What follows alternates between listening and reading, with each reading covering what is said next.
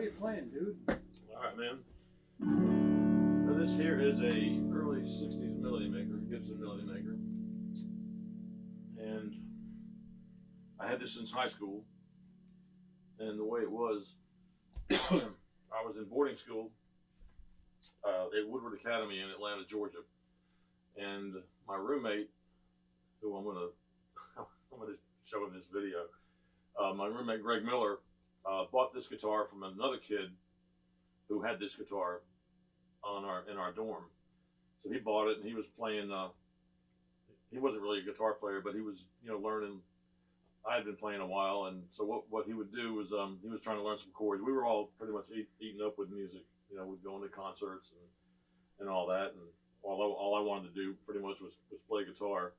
So he bought this guitar and had it, and I showed him the 3 chords to All on the Watchtower, and I'd get him to play these 3 chords, and he would just play it for like an hour and just let me rip on it. We had a blast, but it was this, and then it had originally came with single coil pickups, and I had another little old Gibson. It was some kind of an SG sort of. I can't remember the model exactly, but we all went out to a guitar shop in our senior year out somewhere across Atlanta, and had humbucking pickups put in. They were just, I think, referred to as patent applied for pickups by then.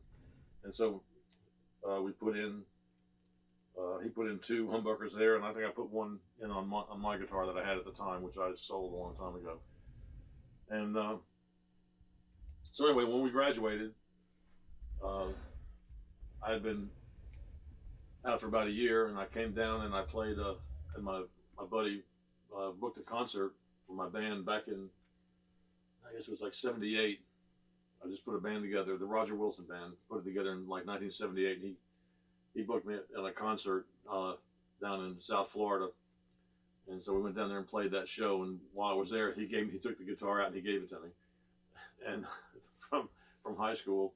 And so I've been playing it ever since. And what happened was I was playing regular standard tuning songs on it in regular 440 tuning. But I decided years later I just decided to play open D tuning. And just play slide guitar on it on open D.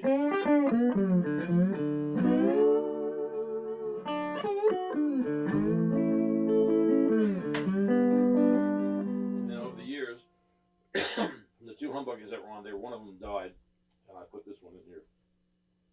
I cannot remember where I put it in, but somewhere along the line. And then one time, do you know what it is? Do you know what that? Yeah, I mean it's a. I guess I don't know. I think it might.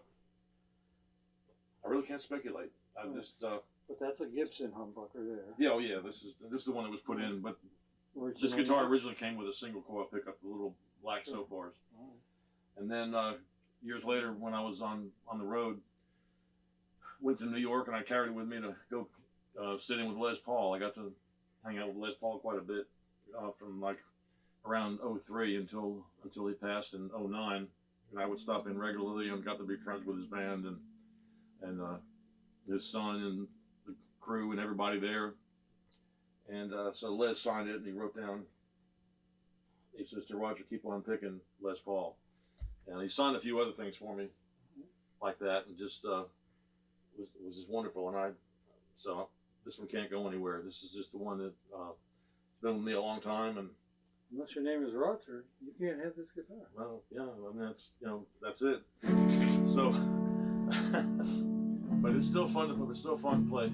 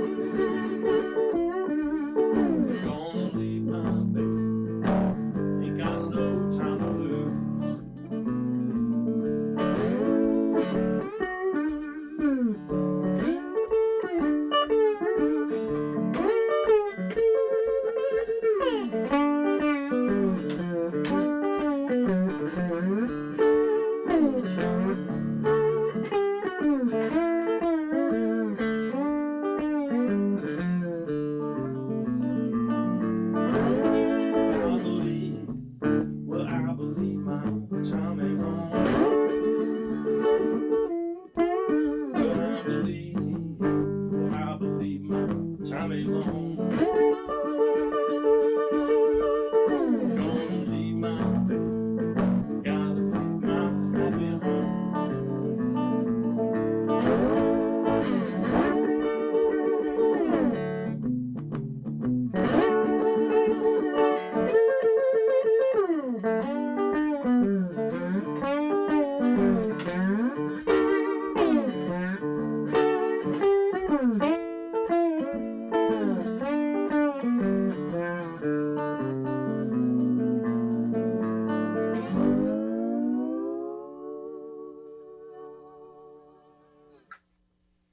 So what does the back of that look like?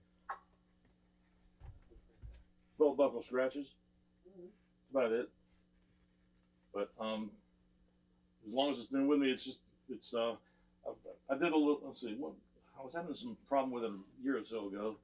I know what it was. The pickup was coming loose here, and this might be a Bill Lawrence, but either a Bill Lawrence and very possible. I'm not going to speculate again. And But this is a 1960. early '60s. We got, I know it's. I'm not really good on keeping Any up other with that. writing on it anywhere? There's a number somewhere on it. Probably have to dig it up. It doesn't even say Gibson. Does it say Gibson on the Oh, top yeah. there? Yep. Barely. All right. But it's been around a long time. Kalamazoo. Yeah, so it's just one of those that kind of stayed with me. I was playing, like I said, I was playing regular guitar on it for a long time, but the older these guitars get, they just kind of have to like treat them with kid gloves, and so I figured if I lowered the tuning on it, it'd give it a break after Sure. all the Yeah. years that it's been out there. So Being that's nice to it. yeah. But I still love the sound of it, and I love an open D tuning anyway. I just always have. I just love that drone. Here's a tune that I wrote. This is one that I did on a CD back in '06, I think. This is my 7th CD.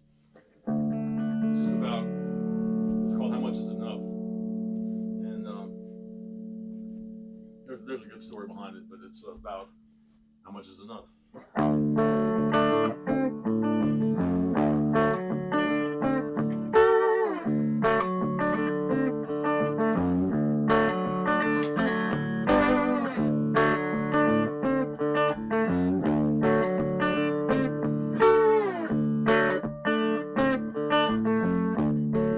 You got a Porsche, Jag and a Lexus. You got a mansion as big as Texas. You've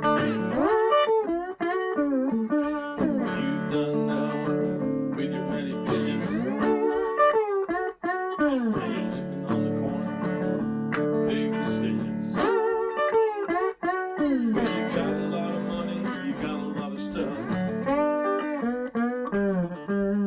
Big question here is how much is enough?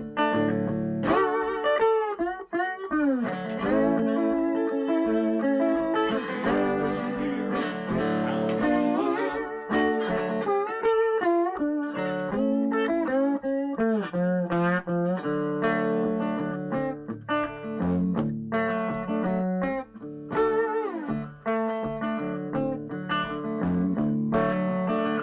That's just the first verse. I forgot the other two. That's pretty much the story on this one here. There's the fact that it's been around a long time, and that I just kind of the knobs have all been changed, everything, the pickup signed by Les Paul. So it's just it's one that will be with me forever.